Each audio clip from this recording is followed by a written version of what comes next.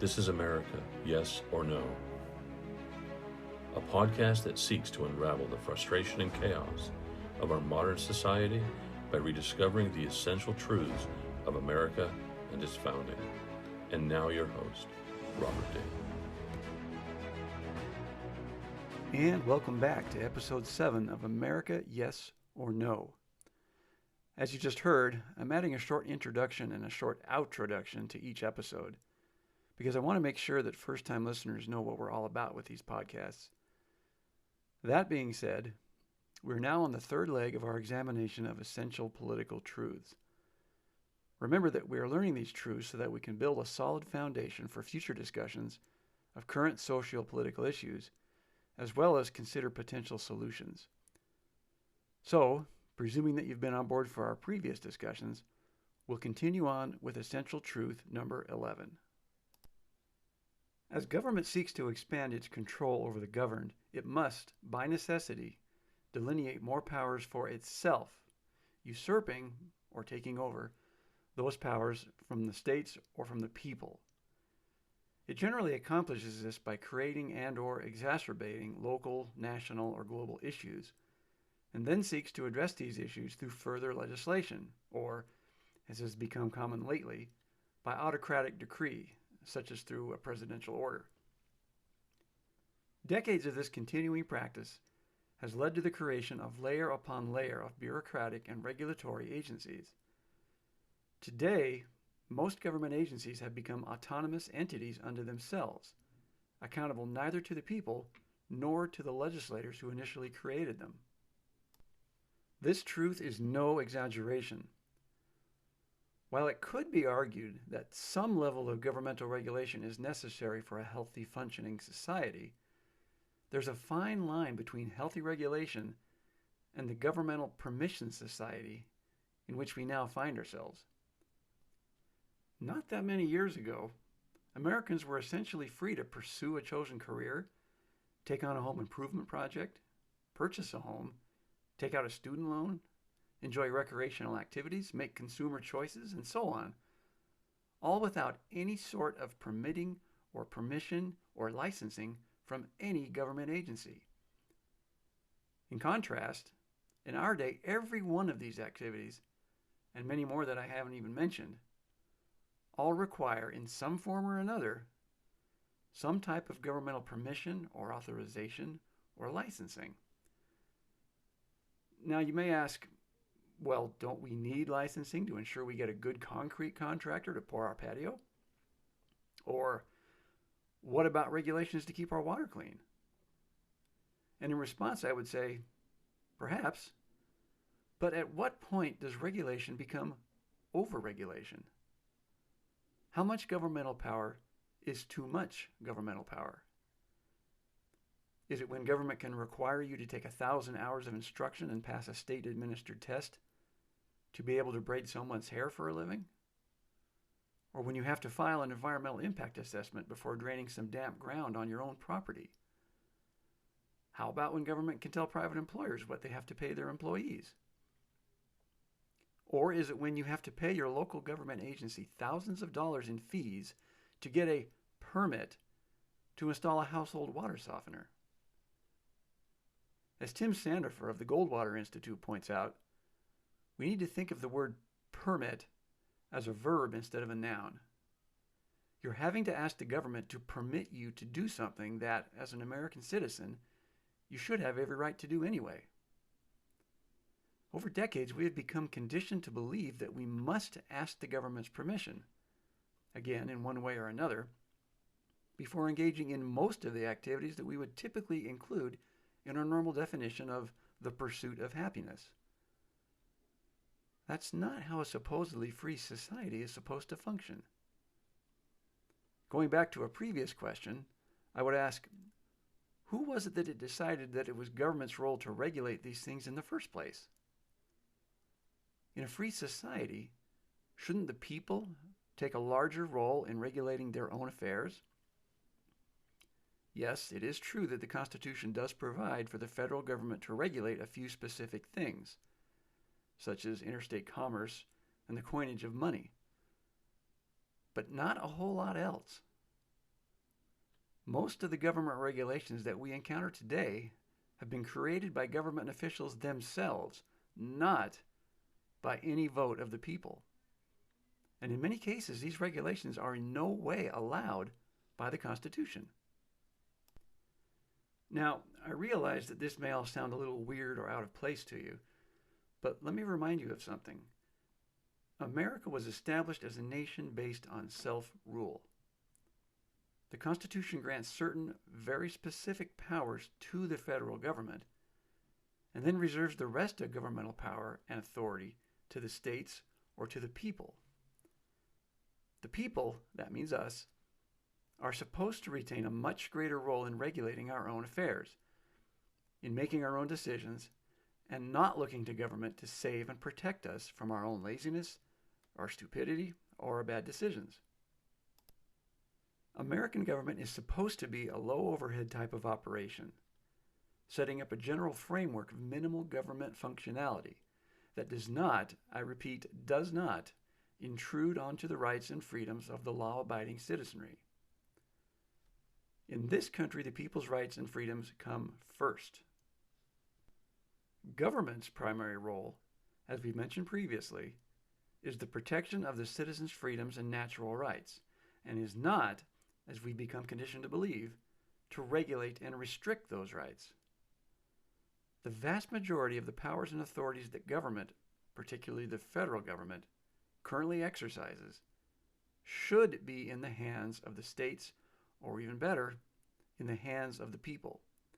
Remember, self-governance. Now contrast that thought to what we see today. Today we have city government, we have county government, we have state government, and we have federal government. We're accustomed to looking to one or more of these entities as the solution to many problems that we should be solving ourselves. And yet, as we'll see in our next essential truth, each of these levels of government not only overlap, duplicate, and in some cases contradict one another, but each has additionally created its own maze of commissions and boards and departments and bureaus, all made up of unelected bureaucrats, appointed by elected government officials and empowered to act and enforce their own laws. Essential truth number 12. Modern American government encompasses substantially more than just the originally designed branches of Congress, the President, and the Supreme Court. The legislative and executive branches have been allowed by us to form around themselves insulatory layers of departments, bureaus, boards, and commissions. These bodies, none of which are accountable to voters, have in turn established their own policies and practices, all of which carry the full force of law. This situation is a grievous offense to the Constitution, since only the legislative branch is constitutionally empowered to create and enact law. There is no provision allowing legislators to create other agencies and then allow those agencies to set up their own laws. The Constitution was deliberately designed this way so that the elected legislators enacting the laws of the land would be held accountable to the people who elected them, and who, if said representatives should pass intrusive, undesirable, or unconstitutional laws, could then vote them out of office at the next election. This typifies one of the worst aspects of my archenemy, the career politician. It absolutely served the career politician's purpose to have these thick, blubberous layers of impenetrable bureaucracy surrounding them and protecting them from voters. Not only does it protect them from having to stick their soft, thin necks out by actually proposing potentially unpopular law, but it provides them with plausible immunity from having to answer for the thousands of onerous and intrusive laws that these bureaucracies enact and enforce. That's pretty slick, huh? Not only would you be astounded by the sheer number of federal agencies that have been created over the past 80 or so years, but you would be appalled to learn that should you run afoul of any one of them, as an American citizen, you have absolutely no recourse but to yield to their dictates. And I have firsthand experience of this problem, for my career as a construction project manager. After working for almost 10 years to obtain environmental approval for a transportation project, a certain federal regulatory agency decreed autonomously that it would require several $100,000 of taxpayer money to mitigate the so-called harmful effects of the project. Not only did we learn that there was no room for any negotiation of this decree, but even our area congressman had no power to supersede this agency's decisions. Now, does this sound to you like government of, by, and for the people? Just to give you an idea of the sheer size we're talking about here, consider the Code of Federal Regulations, or CFR, which is the repository of all of our nation's laws. According to the National Archives, even just 60-something years ago, in 1960, the CFR already contained 22,877 pages of laws. By the end of 1975, only 15 years later, the CFR had more than tripled in size, comprising 71,224 pages.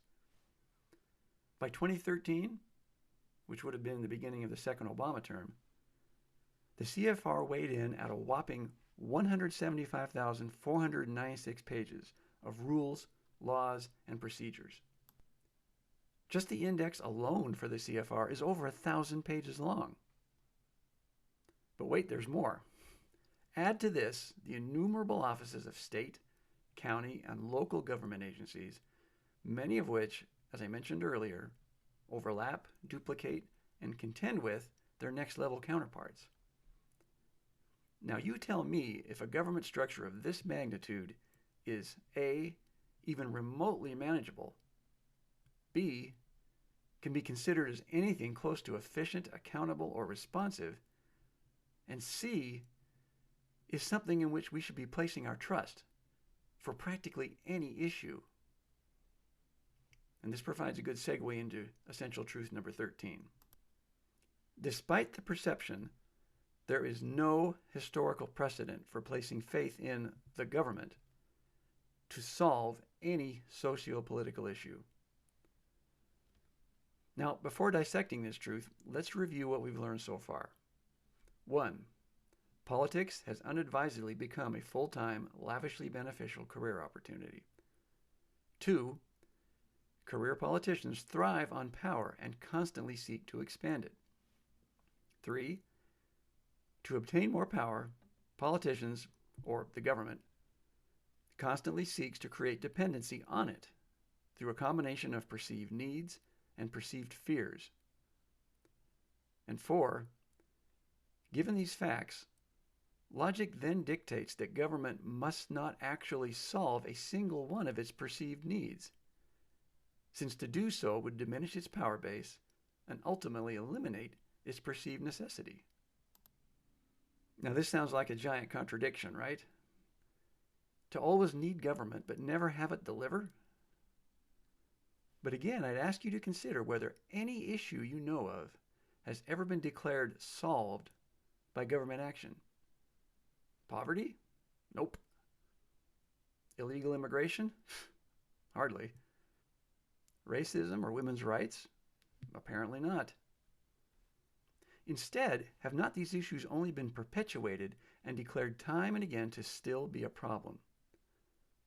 As we noted in episode 6, truth number 8, the skillful politician can keep you voting for them or their party election after election without ever actually delivering on their promises. Somehow they continually convince us that it is only through them that our happiness, our essential needs, or our safety can ever be realized. And yet, for some reason, the issues still persist, and the promised elusive utopia never quite materializes, does it? So let me repeat truth number 13 again. Despite the perception, there is no historical precedent, that means it never actually happened, for placing faith in the government to solve any socio-political issue. Truths number 14 and 15. I'm going to combine these two because they're essentially related. 14. The only way that government can claim the capability and means for solving societal problems is by it taking upon itself significantly increased power over the governed. This idea is not only ill-advised, as history has repeatedly shown us, but in this country it is also in direct violation of the very foundation of our governance. Something that most Americans have forgotten or perhaps never knew to begin with is that the launching of America as a nation was the world's first experiment in the attempt at national self-governance. Let me emphasize those last two words, self-governance. American government is founded on the idea that its citizens are born with certain natural rights. The government does not grant them their rights, as in most other charters. In fact, our founding was quite the opposite of that, in that the Constitution is the vehicle through which we citizens grant certain very specific powers and authorities to the government. Understand that it was never intended for the government to grant us our happiness, nor to dole out our societal rights, nor to save us from our bad decisions or our bad luck. Consider welfare, Social Security, Medicaid, Medicare, unemployment, disability, food stamps, farm subsidies, corporate tax incentives. Not a one of these programs even existed before the 1930s. The country began in 1789 with the adoption of the Constitution, and somehow for another 140 years managed to not only survive, but to thrive, expand, and prosper, all without these massive government programs. These programs are examples of roles that government has taken upon itself in recent decades, and, I would argue, not necessarily to the benefit of the governed. Understand also that government expansion of powers equates to a usurpation or stealing of those powers from where they belong, which is with we the people. In this country, the ultimate governmental power is meant to reside with we the people. That's how self-governance works. And the extent to which we turn that power over to the government means that much less control that we have over our own lives. This quote has been attributed to various sources, but it's still very true, regardless of who first said it. A government that is big enough to give you everything you want is also a government big enough to take away everything that you have. Consider, for example, those COVID relief or child care checks that recently just magically appeared in your bank account. Now, couldn't a government with the means to insert money into every American's checking account just as easily, under the right emergency situation, extract money out of it? And this segues nicely into truth number 15, which is governments that accumulate extended powers over the governed, whether by a vote of the people or just by force, have inevitably led to tyranny and dictatorship. Another corollary to this truth is this: a society can vote its way into socialism, as we seem to be doing these days, but invariably has to shoot its way out of it. Political power, once relinquished, as we the people are relinquishing ours, is extremely difficult to reclaim. Our discovery of more essential truths will continue with our next episode. Please be sure to be here. This has been America, Yes or No, with your host, Robert Dale. Truth, reason, and historical context are essential components of a healthy society. In each podcast, we review and learn to utilize these concepts to combat error and ignorance, and to challenge party ideologies and popular narrative. Listeners are encouraged to email any questions or suggestions to America Yes or No, all one word, @gmail.com, and to review both our Declaration of Independence and our U.S. Constitution in order to better understand the intended role of government in our lives. Thank you for listening, and as always, think for yourself.